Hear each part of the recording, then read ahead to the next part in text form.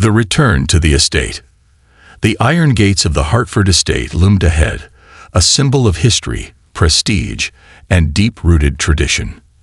As the sleek black car approached, Nicholas Hartford found himself gripping the steering wheel a little tighter than usual. It had been years since he last set foot on this land. Years spent forging his own path, building an empire far from the shadows of his family's legacy. Yet, despite the time and distance, the sight of his childhood home stirred something within him. Nostalgia mixed with apprehension. Beside him, his wife, Isabel, sat in composed elegance, her manicured fingers lightly tapping on her designer clutch. She was a woman who had spent her life in luxury, accustomed to the finer things, the grandest hotels, the most exclusive events. She had married into wealth, but for her, it was a stepping stone to greater power. As the estate came into full view, she pursed her lips slightly. It was massive, undeniably grand, but in her eyes, it was outdated. The towering oak trees, the stone pathways leading to the mansion, the old-world charm, it was a stark contrast to the modern opulence she had envisioned for herself. Nicholas noticed the subtle shift in her demeanor, but chose not to comment. He had learned long ago that Isabel preferred environments she could shape to her taste. The car came to a stop before the grand entrance, where the estate staff had assembled in perfect formation, waiting to receive their returning master. Nicholas scanned the crowd, recognizing a few familiar faces, loyal servants who had been with the family for decades, but his gaze searched for one in particular. Then the grand oak doors of the mansion swung open, and two figures emerged. His Aunt Eleanor, ever regal and composed, exuded the quiet authority that had kept the Hartford name untarnished through the generations. Beside her was his older brother, Jonathan, who smirked knowingly as he walked forward. Nicholas, Aunt Eleanor greeted, her voice warm yet firm. "It's good to have you home." Nicholas stepped out of the car and smiled. "It's good to be back, Aunt Eleanor." Jonathan chuckled. "Look at you, the self-made millionaire, finally returning to his roots." Nicholas smirked but didn't respond. He then turned to Isabel, offering his hand as she stepped gracefully from the car. "Eleanor, Jonathan, this is my wife, Isabel." Eleanor regarded Isabel with a brief nod, her sharp eyes assessing. Jonathan, on the other hand, took her hand with his signature charm. "Welcome to Hartford Estate, Isabel. I hope you like history because this place is practically a museum." Isabel forced a small smile. "I can see that." But Nicholas wasn't listening. His attention was elsewhere. And then he saw her. Standing a few steps behind the assembled staff, slightly apart from the others, was Mabel. The years had touched her, yet she remained as he remembered, strong, dignified, with the same quiet grace that had defined her since the days of his childhood. Her dark skin bore the marks of time, her hair now streaked with silver, but in her eyes, there was warmth. Nicholas stepped forward, his heart tightening. Mabel. The way her face lit up, the way her lips curled into a knowing smile. It was as if time had never passed. "My boy," she said, her voice rich with emotion. "You're home." Without hesitation, Nicholas closed the distance and wrapped his arms around her. The scent of lavender and familiarity washed over him. It felt like coming home in the truest sense. She patted his back, just as she had when he was a boy running to her after a scraped knee or a lost toy. As they pulled apart, Mabel studied him. "You've grown into a fine man." Nicholas chuckled. "I hope so. Though I imagine you'd still scold me if I deserved it." Mabel smirked. "I would." The warmth in the moment was undeniable. But when Nicholas turned to introduce Isabel, he noticed the briefest flicker of something in her expression.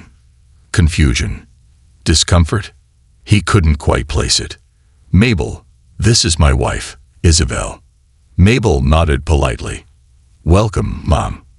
Isabel hesitated for half a second before offering a cool, practiced smile. "Thank you. It's lovely to meet you." The handshake that followed was brief, Something in Mabel's expression shifted ever so slightly. Isabel's grip was cool, fleeting, detached. The moment passed, but the air had shifted. Jonathan leaned toward Nicholas and whispered, "Well, that was interesting." Nicholas exhaled slowly, setting down his glass. "Mabel is more than just staff, Isabel. She practically raised me."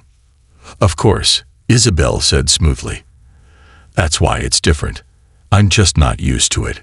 Mabel nodded, accepting the words with grace, but Nicholas saw what Isabel perhaps did not, how Mabel understood the undertone, the quiet dismissal wrapped in careful politeness. The conversation shifted after that. Aunt Eleanor turned the discussion toward Nicholas's business. Jonathan made teasing remarks about his younger brother's return to the family fold, and the air seemed to settle. But Nicholas knew better. He caught the way Isabel's eyes flickered toward Mabel throughout the meal, studying her, analyzing her. And he caught the way Mabel, though poised and unshaken, had subtly withdrawn, as if sensing what was to come. By the time dinner ended and the family dispersed for the evening, Nicholas lingered in the dining room, watching as Mabel cleared the last of the glasses. She paused when she noticed him. "She's adjusting," Nicholas said, though even he wasn't sure if he fully believed it. Mabel nodded. New places, new people. It takes time. But Nicholas had a distinct feeling that time wouldn't change whatever had just begun. A private conversation. Later that night, Nicholas found Isabel standing by the window of their bedroom, gazing out over the vast estate. The moonlight cast a soft glow on her face, highlighting the contemplative expression she wore. He stepped behind her, resting a hand lightly on her waist. "You were quiet at dinner," he observed. Isabel let out a soft breath. "Just observing." "Observing what?" She turned slightly, meeting his gaze. Her. Nicholas didn't have to ask who she meant. "Mabel," he asked, though he already knew the answer. Isabel's expression remained unreadable. "She carries herself like she owns this house, like she's more than just a servant." Nicholas frowned slightly. "She's family." Isabel let out a soft, almost amused exhale. "You see her that way. But let's not pretend she doesn't see herself that way too." Nicholas narrowed his eyes slightly. "What are you saying?" Isabel turned fully now, her tone measured, her words deliberate. "I'm saying that in any home, there is only room for one queen." Nicholas held her gaze for a long moment, and in that moment he realized this was no longer about adjusting to the estate or its traditions. This was something else entirely. A silent battle had begun, and neither Mabel nor Isabel were willing to lose. The lines are drawn. The morning sun cast golden light across the Hartford estate, spilling through the tall windows and illuminating the grand corridors with an almost ethereal glow. But despite the picturesque scene, an invisible tension had begun to weave itself into the very fabric of the house. Nicholas noticed it the moment he woke up. Isabel had already risen, her side of the bed cool to the touch. He found her in the sunroom, elegantly dressed in a silk robe, sipping coffee as she scrolled through her phone. The way she held herself, poised, yet distant, told him something was on her mind. "You're up early," he said, pressing a kiss to her temple before pouring himself a cup of coffee. She didn't look up from her screen. "I couldn't sleep." Nicholas leaned against the marble counter, studying her carefully, thinking about last night. She exhaled, finally setting her phone down. "Just thinking about the house. The way things run here." There it was. Nicholas knew better than to press too soon, so he took a slow sip of his coffee before responding. "And?"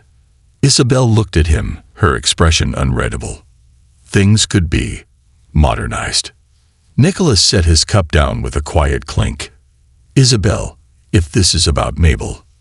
"Of course it's about Mabel," she interrupted, her voice soft but firm. "Nicholas, I understand she's been here forever, that she's special to you.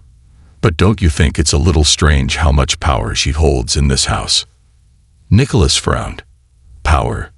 Isabel leaned forward slightly. "You don't see it because you grew up with her. But I see it, clear as day. She moves through this house like she owns it. Even your aunt defers to her in subtle ways.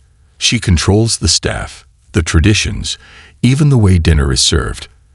And the way she looks at me, like I'm the one who doesn't belong here. Nicholas sighed, rubbing his temple. Mabel has been here longer than any of us. She's not trying to control anything. She's just part of the family. Isabel tilted her head. Then maybe it's time to redefine what family means in this house. There was something about the way she said it that made Nicholas's stomach tighten. He could see it in her eyes. This wasn't just an observation. This was a decision forming in her mind. And Nicholas had the sinking feeling that Isabel wasn't the type to back down once she made up her mind. A civil war begins. Over the next few days, the shifts were small at first, barely noticeable to anyone who wasn't paying attention. Mabel's usual duties were suddenly reassigned to other staff members. The afternoon tea, which she had always prepared herself, was now handled by the newer maids. The floral arrangements in the grand foyer, which Mabel had overseen for decades, were replaced overnight with Isabel's selections, modern, minimalist, a stark contrast to the traditional bouquets Mabel had always chosen. It was subtle, but the message was clear. This house was changing. Nicholas watched as Mabel carried herself with the same dignity as always, but even he could see the shift. She wasn't as present during family meals. She wasn't consulted the way she used to be. And though she never spoke a word of complaint, there was a quiet understanding in her eyes. She knew exactly what was happening. Jonathan, ever the instigator, picked up on it almost immediately. Interesting dynamic in the house lately, he remarked one evening as he leaned casually against the billiard table, watching Nicholas line up a shot. Nicholas sighed. Not now, Jonathan. Oh, but it's fascinating. Jonathan continued with a smirk. Your wife, the new queen of the castle, versus the old guard. And here I thought holidays were supposed to be relaxing. Nicholas set his cue down, pinching the bridge of his nose. She's just adjusting. It's natural to want things to feel like home. Jonathan chuckled. Maybe. Or maybe she's not just adjusting. Maybe she's replacing. Nicholas didn't respond, because deep down, he wondered if Jonathan was right. The breaking point. It wasn't until the charity gala that everything came to a head. The annual Hartford Foundation Gala was one of the most prestigious events of the year, a night where the estate opened its doors to politicians, CEOs, and elite socialites. Isabel had thrown herself into the planning, determined to make this year's event a reflection of her vision. Gone were the classical elements that Mabel had helped organize in previous years. Instead, everything had been modernized. Sleek glass centerpieces, ambient lighting, a gourmet menu curated by an exclusive chef Isabel had personally selected. Nicholas watched as Isabel worked the room that evening, her charm effortless, her presence commanding. She was in her element. And then he noticed Mabel. She stood near the entrance, dressed as impeccably as ever, watching with an expression that was unreadable but heavy with unspoken words. Nicholas moved toward her. You look tired, he said quietly. Mabel offered a small smile. Big changes take a lot of energy. Nicholas hesitated. Are you all right? Mabel turned to him fully now. I've been through many seasons in this house, Nicholas. I've seen people come and go. Traditions rise and fall. But some things remain constant. Nicholas frowned. And what's that? She looked at him, her voice quiet but firm. A house is only as strong as the foundation it stands on. Before Nicholas could respond, a sudden commotion caught his attention. Across the room, Isabel stood with a composed but unmistakably sharp expression, speaking in hushed but urgent tones to one of the servers. The young man, clearly nervous, kept nodding as she gestured toward the serving line. Nicholas stepped closer, catching the tail end of her words. Should have been handled already. I don't care how it was done before. Things are different now. The servers scurried away, and Nicholas turned to his wife. What was that about? Isabel sighed. just fixing something that should have been done my way from the start. Nicholas stared at her for a long moment, and suddenly he understood. This wasn't just about modernizing the house. This wasn't just about making it her own. This was about erasing what came before. Nicholas glanced across the room where Mabel stood, poised yet distant, as if she already knew what was coming next. And for the first time, Nicholas realized this wasn't just an adjustment period. This was a battle, and he was about to choose a side. The final decision.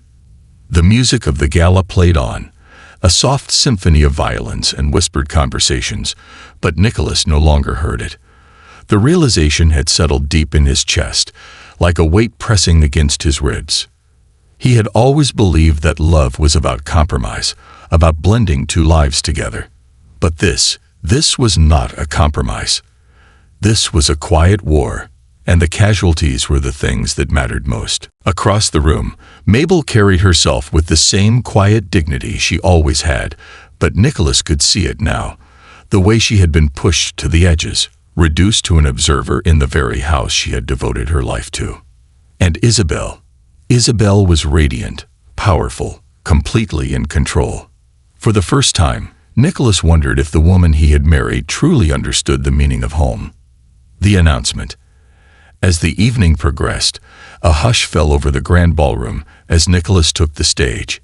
It was customary for the host to give a short speech, a moment to thank the guests, to speak of tradition, legacy, and the future.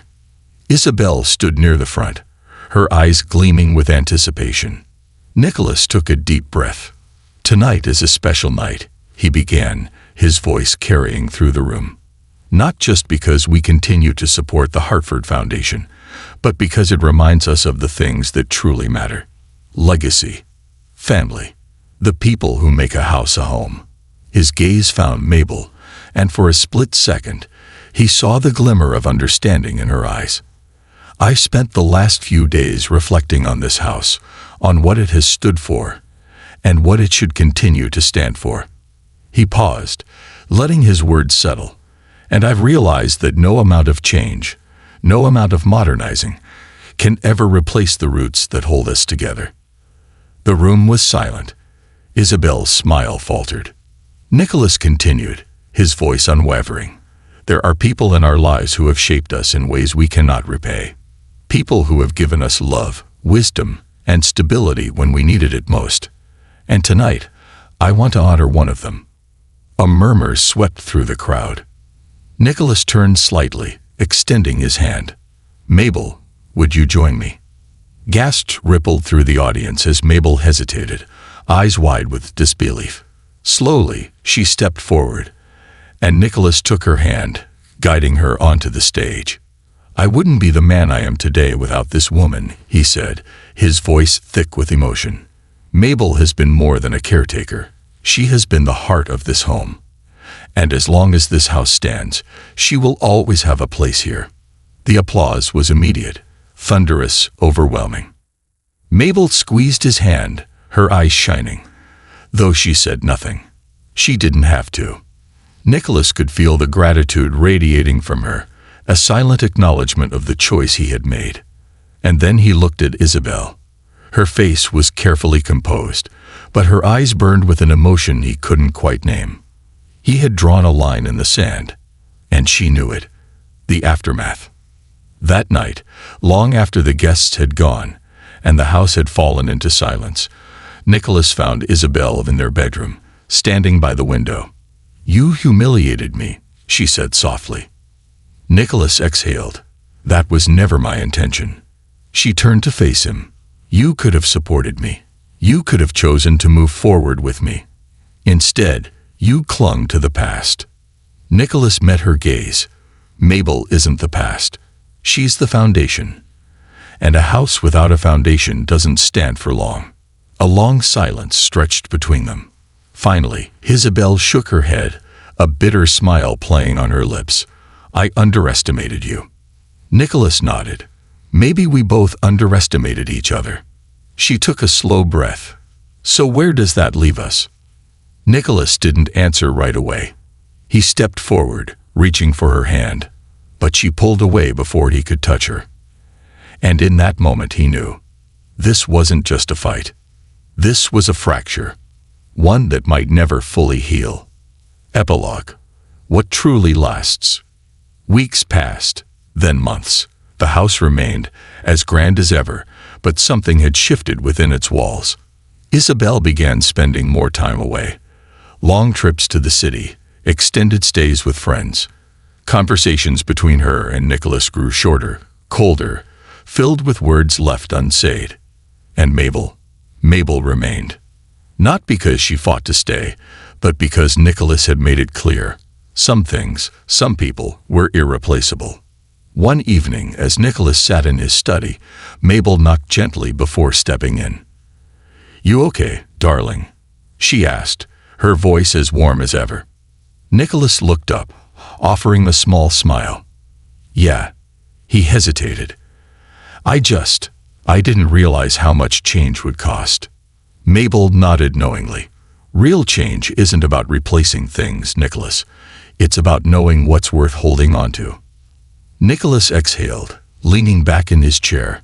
And what if holding on means letting something else go? Mabel gave him a long, thoughtful look before finally saying, "Then maybe it was never meant to stay." And as those words settled in his heart, Nicholas realized something. Love wasn't about choosing the past over the future. It was about knowing what was truly worth keeping. And sometimes, the hardest choices led to the most unshakable truths. This concludes the story. Thank you for watching until the end. I hope you found it enjoyable. If you did, please consider liking the video and sharing it with your friends. Don't forget to subscribe to our channel and activate the notification bell for more captivating stories. Have a great day.